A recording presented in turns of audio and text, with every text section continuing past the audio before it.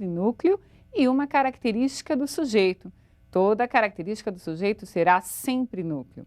Então, teremos dois núcleos, verbo transitivo mais predicativo do sujeito.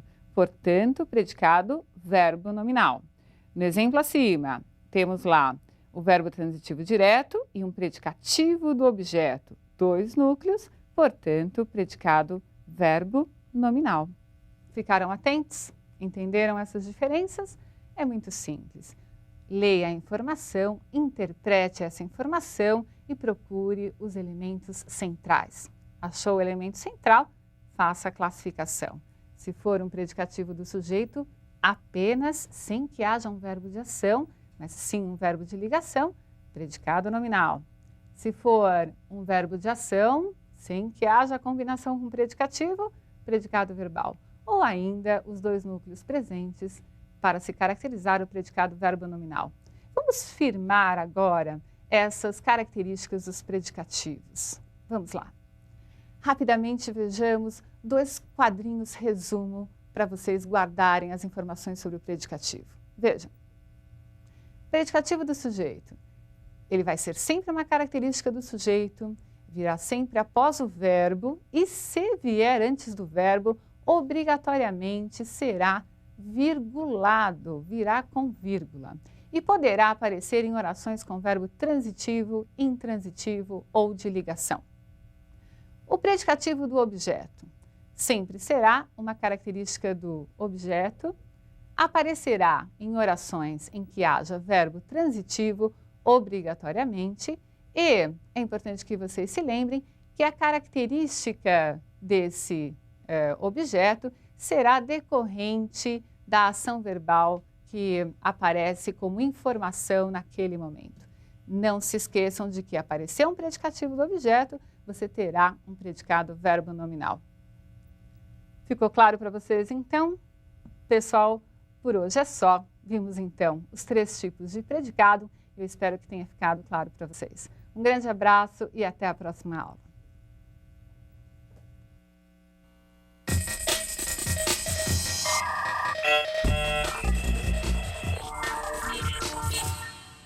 Olá, pessoal. Tudo bem com vocês? Vamos continuar a análise dos termos da oração. Estamos falando sobre período simples, a chamada oração absoluta. Já falamos sobre vários termos. Hoje vamos falar sobre termos que aparecem na oração ligados a nomes.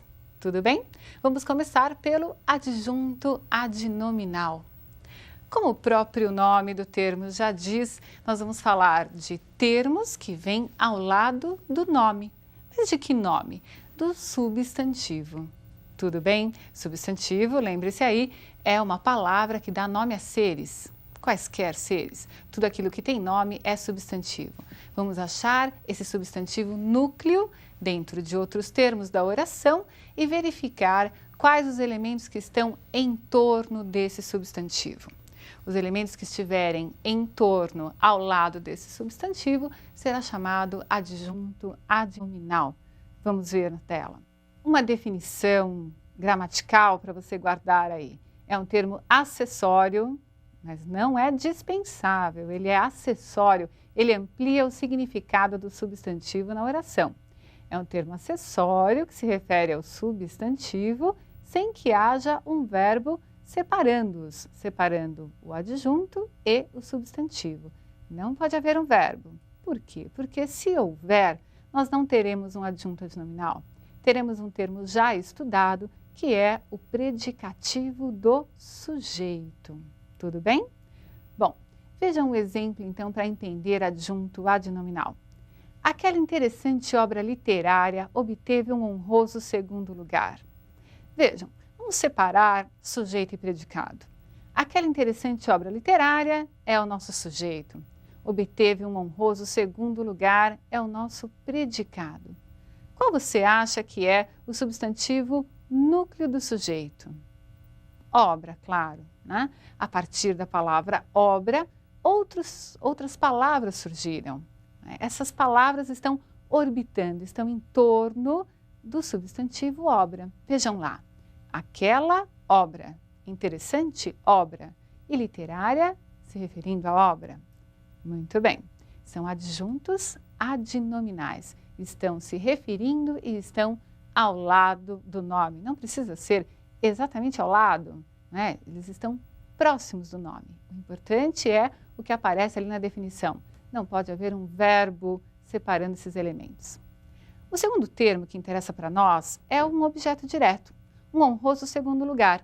Qual é o núcleo desse objeto? É a palavra lugar. E vejam quais são as palavras que estão orbitando em torno de lugar. Um, honroso e segundo.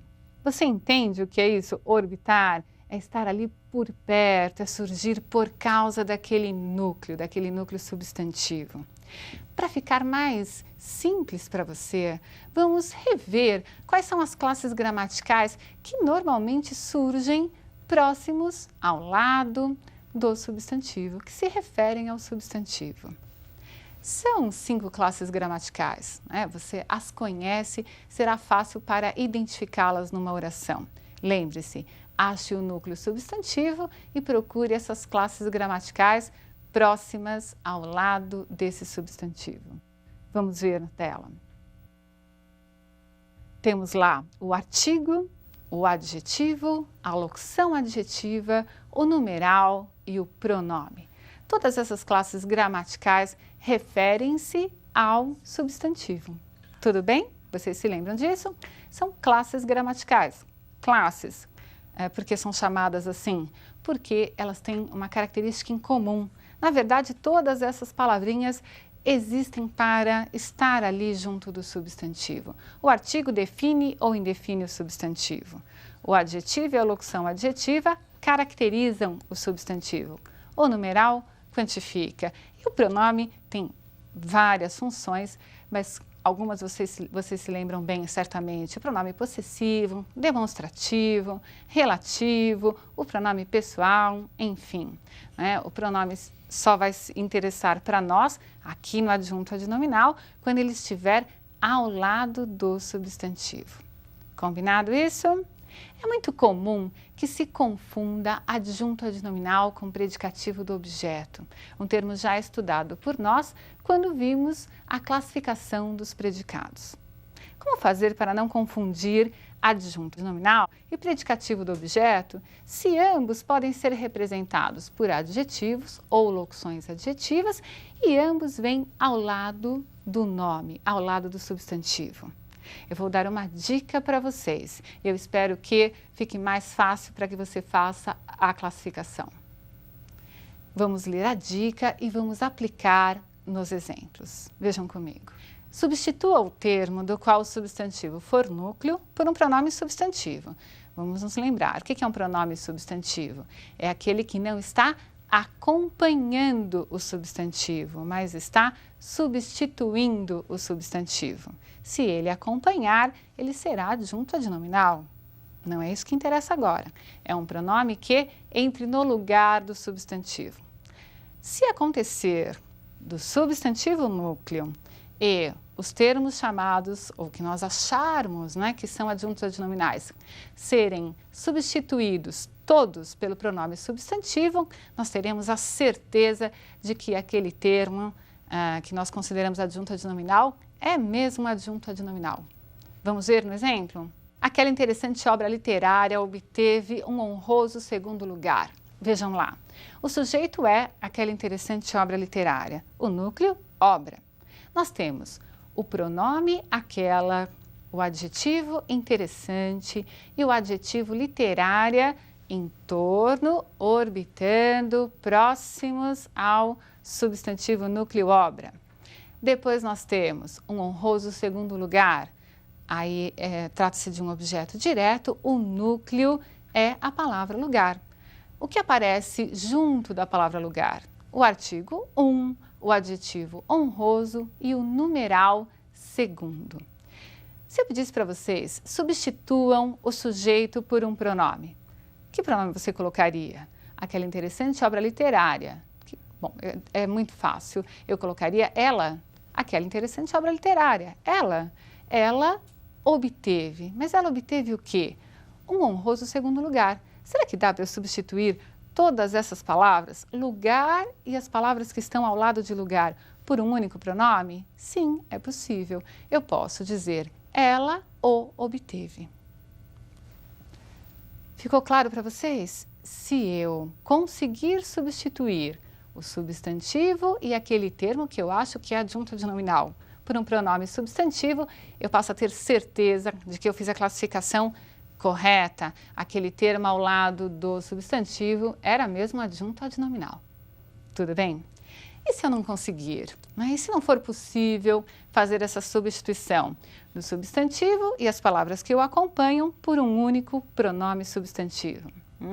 Aí chegaremos à diferenciação que nos interessa. Nós acharemos o predicativo do objeto. Leiam agora o exemplo. O estudante considerou o evento empolgante. O estudante é o nosso sujeito. O núcleo desse sujeito é estudante. Ao lado dele há um artigo. Esse artigo é um adjunto adnominal? Sim, vejam lá. Nós substituímos o sujeito o estudante pelo pronome ele. Ele considerou o quê? O evento empolgante. Opa! Agora temos aí uma diferenciação em relação à frase vista no exemplo anterior. Considerou o quê? O evento. Eu consigo substituir o termo evento por um único pronome substantivo. Ele o considerou empolgante. Eu não consegui tirar o empolgante da oração. Por que não? Porque não era um adjunto adnominal. Era uma informação importante que deveria continuar a constar na oração, não é? Se não foi possível a substituição de evento mais empolgante por um único pronome substantivo, mas a palavra empolgante, que é o adjetivo, continuou na oração, ela será predicativo do objeto e não adjunto adnominal. Ficou claro para vocês? Entenderam isso? Consegui substituir adjunto adnominal. Não consegui, o adjetivo ficou na oração, predicativo do objeto. Muito bem. Não é um termo assim muito fácil de se analisar, não é tão pacífico, mas se você treinar um pouquinho, você consegue guardar essa dica e fazer a distinção. Vamos ver mais um termo. Vamos estudar o complemento nominal. De novo, o nome já diz, se é complemento nominal, ele vem ligado ao nome. Mas não é e não deve se confundir, né, com o adjunto adnominal. Ele não é acessório como adjunto adnominal, ele é integrante. O que quer dizer isso? Quer dizer que ele complementa o sentido de uma palavra. Quais são as palavras que o complemento nominal pode complementar o sentido? De quais palavras, né? Vamos ver. É possível que o complemento nominal venha ligado a um substantivo, a um adjetivo ou a um advérbio, mas não quaisquer substantivos, adjetivos ou advérbios. É necessário que eles sejam transitivos, que o sentido não pare neles, mas passe para o termo, que será o complemento nominal, que complementará o sentido do substantivo, do adjetivo e do advérbio. Então, veja. Normalmente o substantivo é abstrato, não é um substantivo concreto. Por exemplo, cadeira jamais vai ter um complemento nominal. Agora, amor, que é um substantivo abstrato, esse sim poderá ter um complemento nominal. Vamos ver os exemplos na tela e veja se você consegue fazer a distinção de complemento e adjunto. O favorecimento de alguns candidatos foi evidente. Observem. Se eu falo em favorecimento, a pergunta seria imediata, favorecimento de quem ou de que, não é? Há aí um movimento de sentido do substantivo para o complemento nominal, aquele termo que vem complementando o sentido do nome substantivo. Um segundo exemplo. As notícias foram favoráveis a alguns candidatos. Temos aí um adjetivo. O sentido desse adjetivo também não está completo. Passou para o termo que veio depois dele, que é o complemento nominal. Se eu digo que foi favorável a alguém, a alguma situação, enfim. E a outra palavra que também pode ter um complemento nominal é o advérbio. A mídia posicionou-se favoravelmente às medidas anunciadas. A mídia posicionou-se favoravelmente a quê? as medidas anunciadas. O termo as medidas anunciadas é aí o elemento que recebe esse advérbio de modo favoravelmente. Muito bem, o complemento nominal é sempre um elemento passivo, tal qual é um objeto. Ele é sempre um elemento que recebe o sentido do nome anterior, ou o substantivo, ou o adjetivo, ou o advérbio. Tudo bem para vocês? Ficou claro o complemento nominal? Pessoal, até a próxima aula e depois continuaremos a falar de outros termos da oração. Um grande abraço para vocês.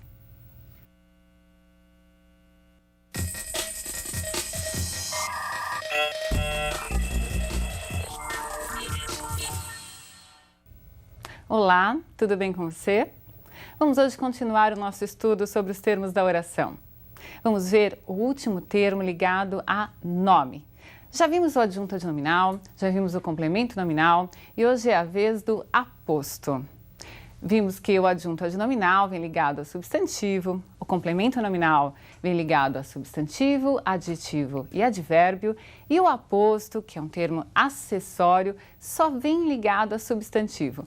Às vezes, ele vem também ligado a um substantivo que esteja representado por um pronome.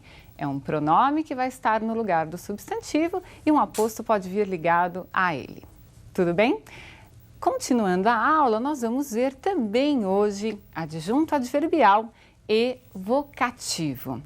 Acompanhando o estudo desses termos, veremos como é que se utiliza a vírgula. Sim, porque a vírgula tem um propósito. Não se usa, como muitos dizem, só para dar uma pausa. Vamos ver hoje exatamente como fazer uso desse sinal tão importante na nossa escrita. Comecemos então pelo aposto? Acompanhem comigo os tipos. Não se prenda à nomenclatura. Preste atenção a como identificar e separá-los daqueles termos já vistos, o adjunto adnominal e o complemento nominal. Vamos ver. Veja a definição.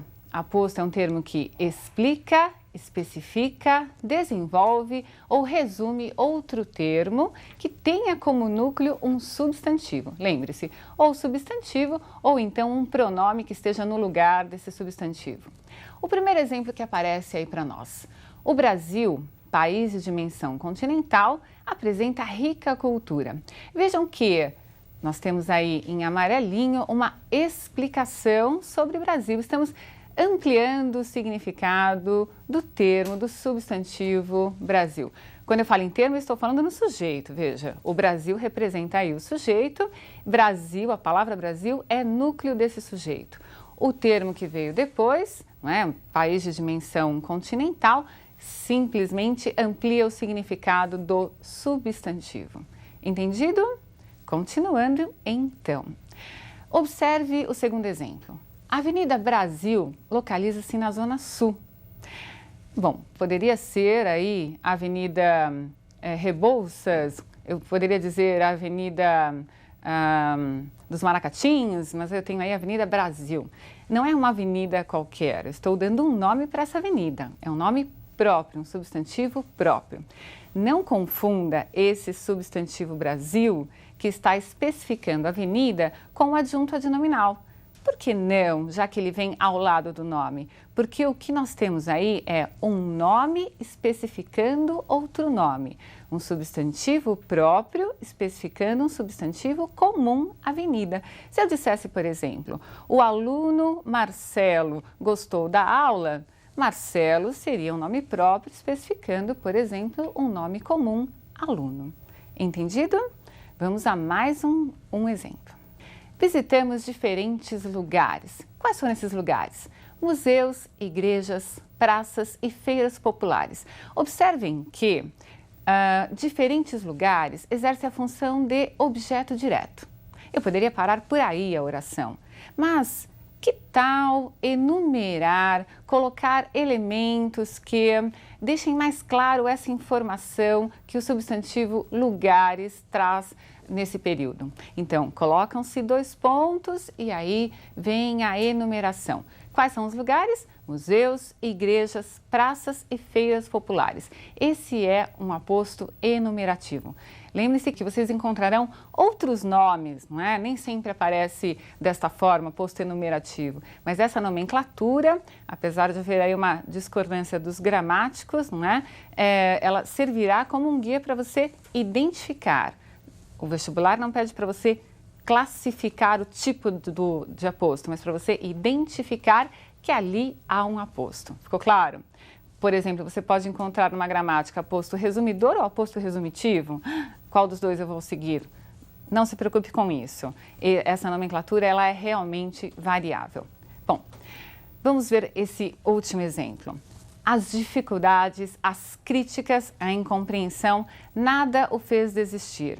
Observem que esse pronome indefinido nada resumiu todos os substantivos antes citados. Nós tínhamos um sujeito composto, as dificuldades, as críticas, a incompreensão.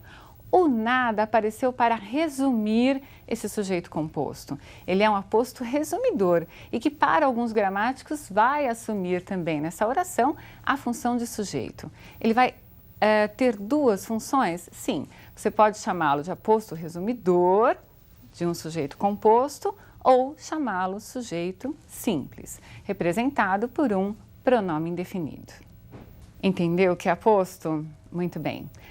O importante é que você perceba, é um nome que está ligado a outro nome, explicando, especificando, enumerando, resumindo um substantivo.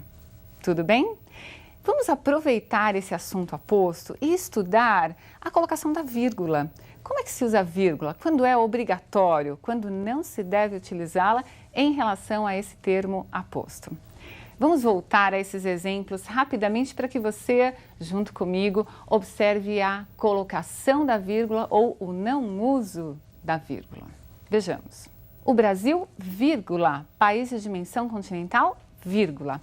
Todo aposto explicativo será virgulado, quer dizer, virá ou entre vírgulas ou separado, né? Supondo que fosse um aposto que viesse ao final da oração. De qualquer forma, ele estaria separado do substantivo ao qual se refere por uma vírgula, já que ele é um termo acessório que foi colocado como um acréscimo ao termo principal, que é Brasil. Vamos ao próximo. A Avenida Brasil localiza-se na Zona Sul. Vejam, nós não separamos por vírgula Avenida e Brasil. Já que se está especificando um nome comum, colocando um nome próprio, não há por que separar um substantivo comum do substantivo próprio que dá nome a esse substantivo comum. Então, aposto especificativo nunca virá separado por vírgula do termo a que se refere. Ficou claro para você? Vamos ao outro tipo de aposto. Vocês perceberão que o aposto enumerativo vem após 2 pontos. Como ele é enumerativo, pressupõe-se que haja mais de um elemento, mais de um substantivo. Então, é uma enumeração, veja, museus, vírgula, igrejas, vírgula, praças e feiras populares. Para se separar os elementos que compõem essa enumeração, a vírgula aparece.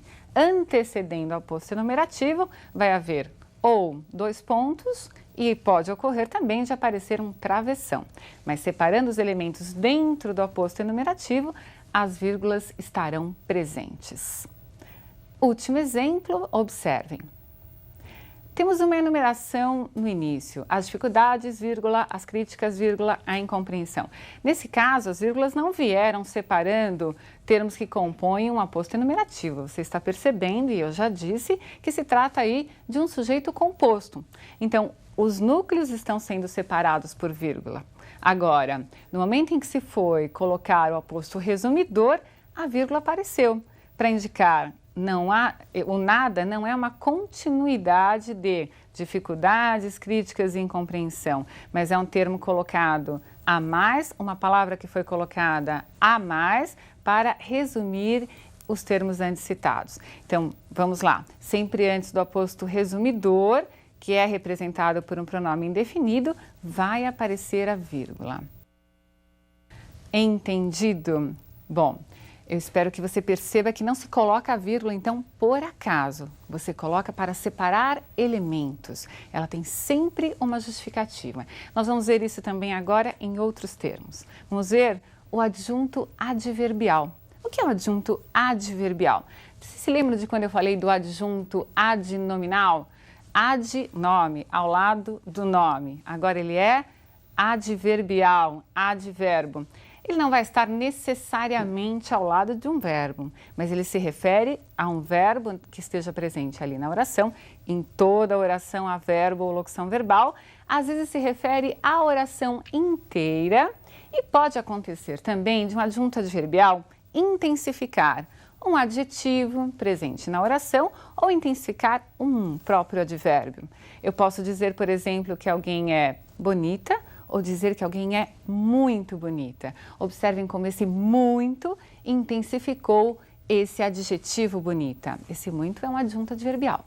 Observe que o adjunto adverbial também é acessório e ele serve para indicar circunstâncias. São muitas as circunstâncias. Nós não vamos enumerar todas e nem é necessário fazê-lo, porque o importante é que você perceba como identificar que aquele termo é adjunto adverbial e que ele indica ali naquela oração uma circunstância de modo, ou de lugar, ou de causa, ou de companhia, ou de dúvida, ou de negação. Vejam só quantas circunstâncias eu já passei para vocês. Há outras ainda e essas você vai aprender comigo a identificar até o final do nosso curso, em outros exemplos, em outros textos que nós vamos analisar. Hoje veremos só alguns, só para que você entenda como se identifica. Vamos lá para a tela e vejamos os exemplos. Vejam, a definição, termo acessório que indica as circunstâncias em que se desenvolve um processo verbal e também intensifica o próprio verbo ou adjetivo ou advérbio presentes na oração. Vejam, ontem ele chegou cedo à escola. Ontem é uma indicação de tempo, uma circunstância temporal. Quando ele chegou? Agora, ele chegou cedo, também estou me referindo a tempo, é um momento. E aonde ele chegou? Ele chegou à escola. Estamos falando também do lugar, mais uma circunstância em relação ao verbo. O outro exemplo, a cidade à noite fica mais bela. Vejam lá, circunstância de tempo à noite e de intensidade mais bela.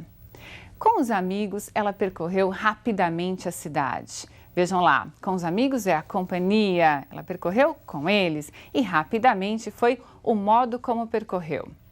Vocês aí vão observar já a questão das vírgulas. Usa-se a vírgula em relação ao adjunto adverbial quando ele é deslocado. O que é ser deslocado? É estar num lugar que não é o dele. Ele deveria estar, quando se refere ao processo verbal ou à oração inteira, ao final da oração. Se ele vier no início da oração ou no meio dessa oração, esse adjunto adverbial será virgulado. Vejam o ontem, vejam o à noite e vejam com os amigos. Todos os termos estão deslocados no começo ou no meio da oração e virgulados. Entenderam esse uso da vírgula?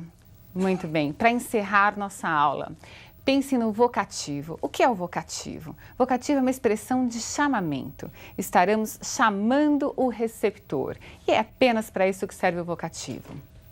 O vocativo é um termo independente da oração e, por ser independente, será sempre virgulado, seja no começo, no meio ou no final da oração.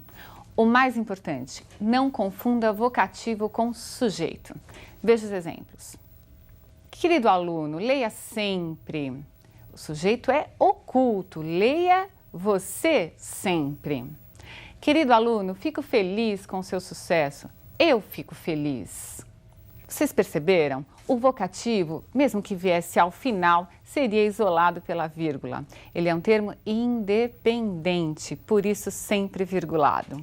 Ficou claro para vocês? Aprendemos então na aula de hoje os termos aposto, adjunto adverbial e vocativo e o uso da vírgula em relação a esses termos. Espero você na próxima aula e um grande abraço.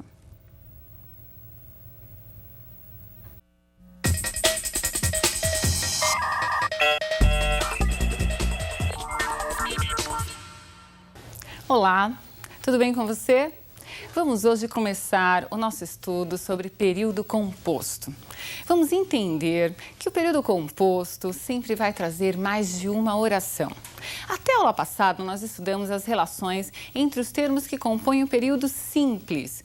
As palavras se relacionam e nós vimos qual é a função que cada uma dessas palavras exerce dentro da oração.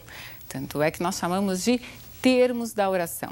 O que nós vamos ver a partir de agora é a relação entre as orações, o que é muito comum, porque nos textos as orações vão aparecer ligadas, combinadas, concatenadas. Muito bem.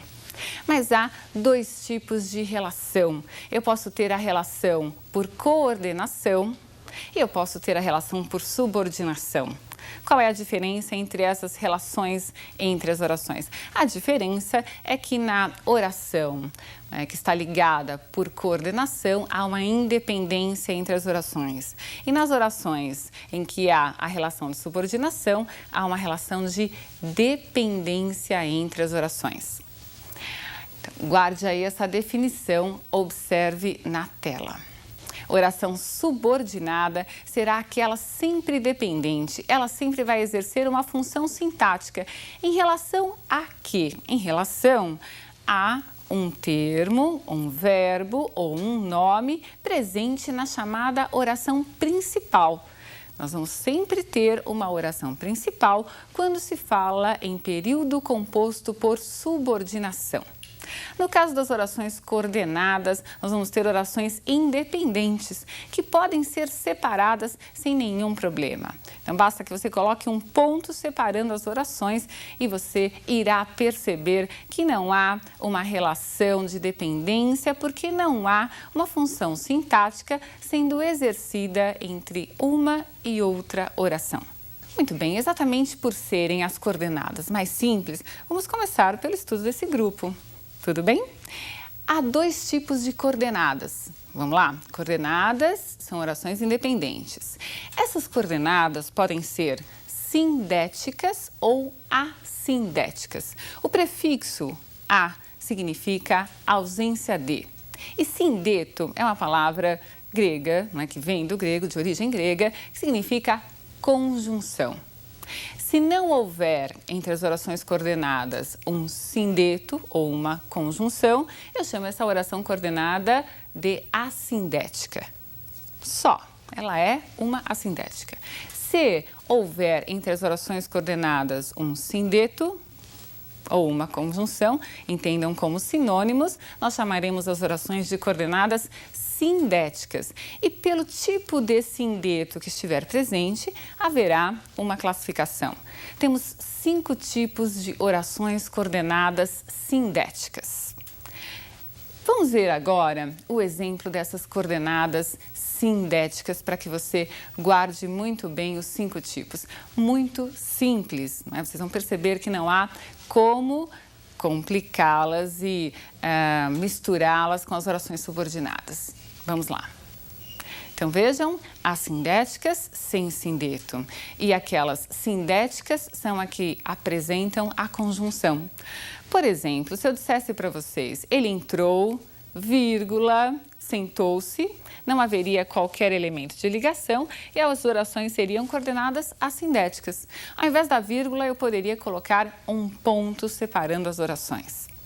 Já nas sindéticas vai haver a conjunção. Olha aí o primeiro tipo de coordenada sindética, as coordenadas aditivas. Esse exemplo foi retirado da obra Vidas Secas, do Graciliano Ramos. Então vejam lá. Fabiano ainda lhe deu umas pancadas e esperou que ele se levantasse. O que interessa pra gente? Vejam lá. Eu tenho o verbo dar, Fabiano ainda lhe deu, isso já caracteriza uma oração. E que mais que ele fez? E esperou.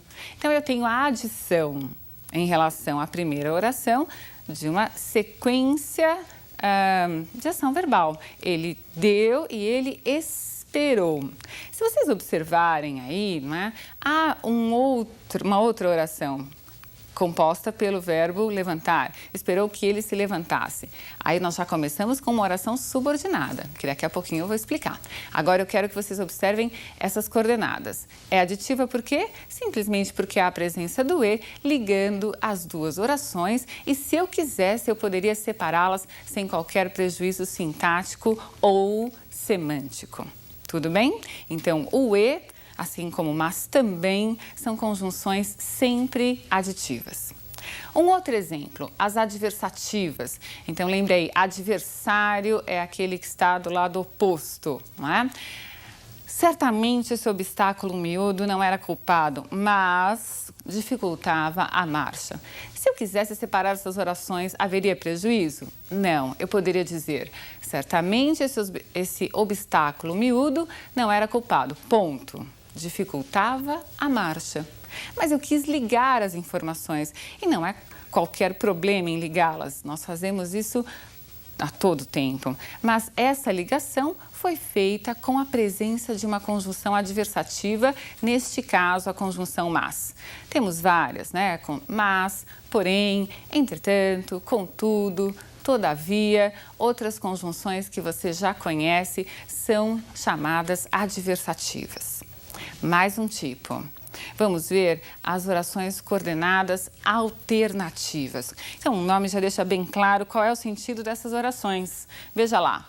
Ou chegava a chuva ou todos morreriam de fome. Então, eu tenho aí uma possibilidade sendo colocada. Ou isso ou aquilo. Ora isso, ora aquilo. Nem isso, nem aquilo. E a presença das conjunções alternativas. Eu tenho o ou na primeira oração, ou chegava a chuva, e tenho o ou na segunda oração, ou todos morreriam de fome. São duas orações coordenadas sindéticas alternativas. Próximo exemplo. Oração coordenada sindética conclusiva. Não choveu, portanto, Fabiano e sua família tinham de partir. O portanto dá a ideia de conclusão. Eles vão ter de partir, não é? Já que não choveu, é uma conclusão quase que óbvia. Não vou chamar sempre as conclusivas de óbvia, mas vejam aí que é possível entender esta relação conclusiva. Mas e se eu tirasse esse portanto, eu perderia essa relação conclusiva? Não, eu digo, não choveu.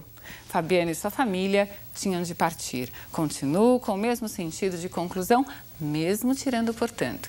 E o último tipo, as orações coordenadas sindéticas explicativas. Vejam aí a conjunção pois presente. Fabiano sentiu pena da baleia. A baleia era a cachorra do Fabiano, que teve de ser executada, não é? Fabiano sentiu pena da baleia, pois era da família. Por que era da família? Essa é a ideia que nós vemos aí presente. Muito bem, essas são as coordenadas sindéticas, mas temos também um grupo muito importante, vamos começar o estudo dele hoje, que é o grupo das orações subordinadas. Toda subordinada tem uma função sintática. Vamos ver quais são essas funções sintáticas. Então, observem, as funções sintáticas são aquelas que nós já estudamos em período simples. Não é? Função sintática de sujeito, objeto direto, objeto indireto, complemento nominal, o próprio aposto, você se lembra dele? Vimos já o aposto e o predicativo do sujeito. Essas funções não virão exercidas por um termo, mas por uma oração. Vamos ver os exemplos. Observem comigo aquela relação de dependência que eu apontei no início da aula. Sempre será necessário verificar que elas não poderiam estar separadas uma da outra. Aquela que precisa da oração subordinada, eu chamo oração principal. E aquela que representará o termo sintático, eu chamo de oração subordinada. Vamos ver. Oração subordinada, substantiva, subjetiva. Exerce função de sujeito em relação à oração principal. Então, vejam, é preciso que eu repita a explicação. Um expediente bastante utilizado para eu ter certeza de que se trata de uma oração subordinada substantiva é trocar a oração inteirinha pela palavra isso. Eu poderia dizer, isso é preciso, e teria certeza de que isso é o meu sujeito. Ao invés da palavra isso, eu tenho a oração inteira representando o sujeito. Então, é uma oração subordinada substantiva subjetiva. Outro exemplo. Vamos ver lá a oração subordinada substantiva objetiva direta, que exerce função de objeto direto em relação à oração principal.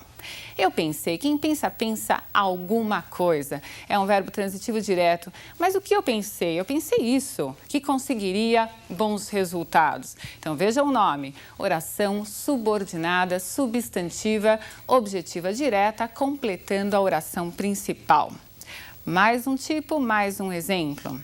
A oração subordinada substantiva objetiva indireta. Minha amiga se esqueceu. Quem se esquece de alguma coisa. Eu poderia me esquecer disso. Mas vamos lá, minha amiga se esqueceu de que tínhamos uma festa. Tenho aí um objeto indireto representado por uma oração. Tudo bem? Mais um exemplo, mais um tipo, a completiva nominal. Ela vai ter a função sintática de complemento nominal. O esquecimento de que comemoraríamos sua promoção, entristeceu-me. Então, temos aí um termo, que é o complemento nominal, que está sendo representado por uma oração inteira. Então, por isso eu chamo a oração de substantiva completiva nominal. Está completando a palavra esquecimento. Esquecimento de quê? Esquecimento de que comemoraríamos sua promoção. E observem que a oração principal, ela foi cortada. No meio dela apareceu a completiva nominal. Mais uma, vamos lá. A oração subordinada substantiva predicativa exerce função de predicativo do sujeito. Então, vejam, na oração principal sempre vai haver um verbo de ligação. Não fui eu que cometi o engano. Sujeito mais verbo de ligação, o que vem depois só pode ser um predicativo do sujeito. E para encerrar, a oração apositiva, que exerce função de aposto. Seus fãs pediram um favor. Eu poderia parar por aí, mas qual é esse favor? Vem a oração subordinada substantiva apositiva, que ele autografasse o livro. Muito bem, vocês perceberam esta relação de dependência e independência, viram as funções das subordinadas. Na próxima aula, nós continuaremos com outro grupo dessas subordinadas, o grupo das adjetivas. Espero que você tenha entendido e aguardo você na próxima aula. Um grande abraço!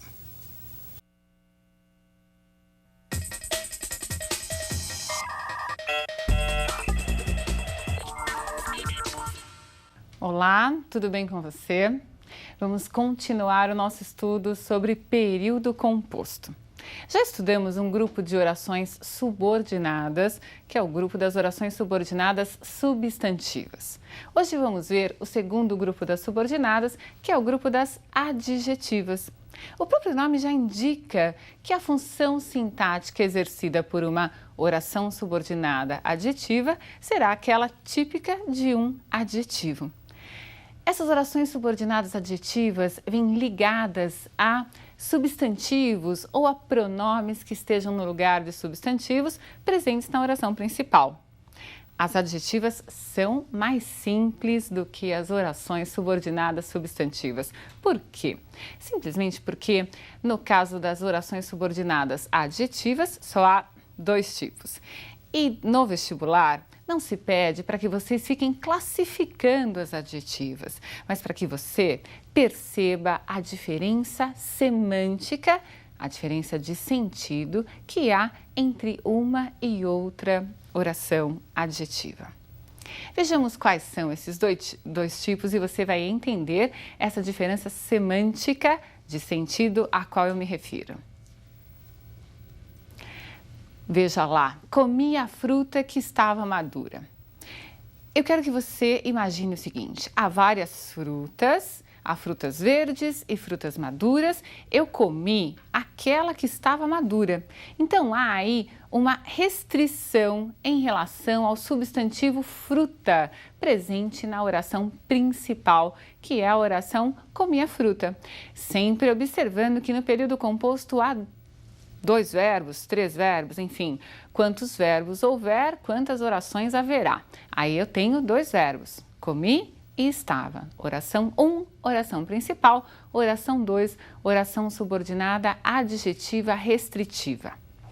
Vejam abaixo, comi a fruta que estava madura. A ideia agora que eu quero que você tenha é assim: eu comi uma fruta e constatei que aquela fruta estava madura. Agora, eu não estou deixando claro que havia outras verdes e a minha escolha para comer a fruta foi em virtude dessa característica de estar madura ou não estar madura. Então, a segunda oração, a chamada oração adjetiva explicativa, acrescenta uma informação em relação ao substantivo. Eu quero que você observe também uma diferença que é visual. Há uma vírgula sempre antecedendo o pronome relativo, que é a palavra que inicia a oração subordinada adjetiva explicativa. Não há oração subordinada adjetiva explicativa sem a vírgula, porque é claro, se eu simplesmente falasse as 2 orações, desses 2 exemplos que eu mostrei agora para você, você certamente diria: você está dizendo a mesma coisa? Espera aí, dentro de um contexto fica mais fácil perceber se eu estou restringindo ou explicando. E na escrita, como é que eu faço? Eu uso a vírgula. Então, essa vírgula vai servir para dizer que eu não estou restringindo o substantivo, mas eu estou ampliando o significado desse substantivo. Conseguiu perceber? 2 tipos fáceis. Aditiva restritiva, não há vírgula antes do pronome relativo. A aditiva explicativa sempre traz a vírgula. Por falar em pronome relativo, eu quero também que você se recorde da aula passada, quando falamos sobre orações subordinadas substantivas. Há uma referência importante que difere essas 2 orações. Na oração subordinada substantiva, a palavra que a inicia é chamada conjunção integrante. Ela só integra as 2 orações, a oração principal e a oração subordinada substantiva.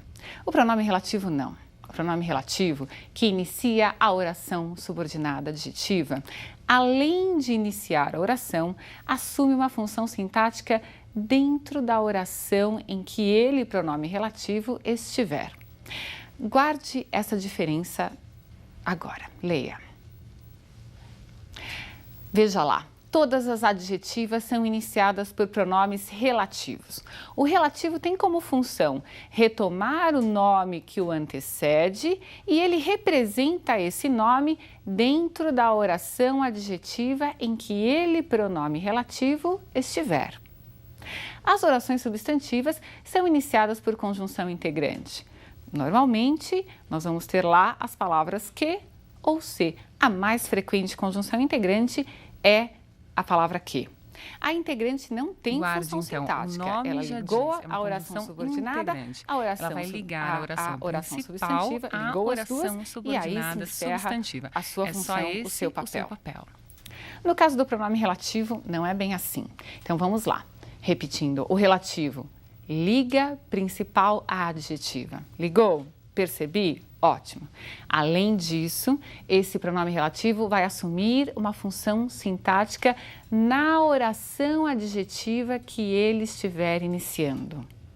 Nós vamos estudar, então, a partir de agora, já que você entendeu que só há 2 tipos de adjetivas, restritiva e explicativa, e que o mais importante é a diferença de sentido entre elas, nós vamos ver um outro ponto dentro das orações adjetivas, que é a função desse pronome relativo que estará iniciando a oração subordinada adjetiva. Esse pronome relativo pode exercer qualquer função, qualquer mesmo, dos termos estudados no período simples. Então, um pronome relativo, lembre-se, nós vimos agora, pronomes relativos, que, quem, o qual, a qual, os quais, as quais, cujo, onde, quanto, quando. Esses relativos que retomam o substantivo poderão, na oração adjetiva, ser sujeito, objeto direto, objeto indireto, complemento nominal, predicativo do sujeito, predicativo do objeto, adjunta de nominal, adjunta adverbial, aposto, enfim, todos os termos que nós já estudamos em período simples. O que nós vamos ver agora juntos são alguns desses exemplos. Veja lá, eu encontrei a solução para o problema. Que problema? O problema que você apresentou. Eu usei aí uma oração subordinada adjetiva restritiva, que você já percebeu exatamente porque não há a presença da vírgula. A minha intenção é restringir o significado do substantivo problema. Mas o que me importa agora é que você perceba o que representa a palavra problema. A palavra que é igual à palavra problema. Só que problema está na primeira oração e o que está na segunda oração. Tente substituir a palavra que pela palavra problema. Ficaria assim: você me apresentou o problema. Tente fazer a análise sintática dessa palavra problema dentro da oração 2. Ficaria lá: você me apresentou o quê? O problema. Veja, quem apresenta alguma coisa. Não seria um objeto direto? Sim, seria. Mas agora, não é a palavra problema que está na oração 2. Então, o que eu faço? Eu simplesmente vou dizer que esse que é o objeto direto, já que ele representa o substantivo problema. Então, veja, é o pronome relativo que assume a função que o substantivo assumiria caso estivesse escrito na oração adjetiva. No nosso segundo exemplo, nós vamos ver o pronome relativo com a função de sujeito. Veja lá, sujeito da oração 2, que é a oração subordinada adjetiva restritiva. Encontrei a solução para o problema. Essa é a minha oração principal. O problema, o qual parecia a princípio complexo. Tirem a palavra que, tirem o pronome relativo e pensem na oração 2 com a palavra problema no lugar do que. Como ficaria? Ficaria: o problema parecia a princípio complexo.